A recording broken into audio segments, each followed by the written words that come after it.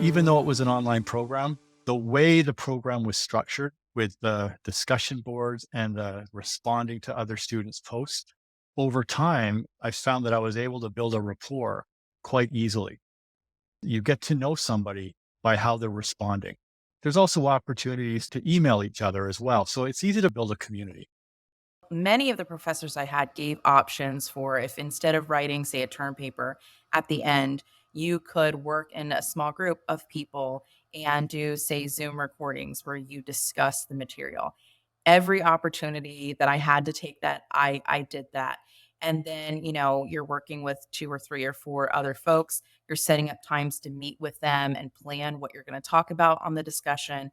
And then when you sit and you have an hour-long or so discussion, where you're recording, you end up just getting to know a lot more about why the other people are in the program, what their passions are, what their kind of professional goals are. I've stayed in touch with all of the people that I did that with. And then I sort of follow their careers when I see stuff in the newsletters of like, so and so got to speak at the conference, or they just published something. I'll shoot them a little email like, congrats. It was good to see that for you.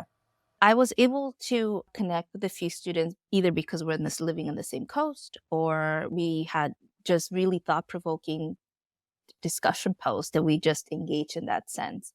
I always felt supported by by my peers in each of my classes. I never felt like an outcast. If anything, I felt that we had a very strong bond because we were doing these classes together. I was absolutely able to build relationships with other students, even though my program was online. The cohort members, we really truly became a family. So we continue to check in during our academic experience, but afterwards we have a social and professional journey that we kind of stay with as well.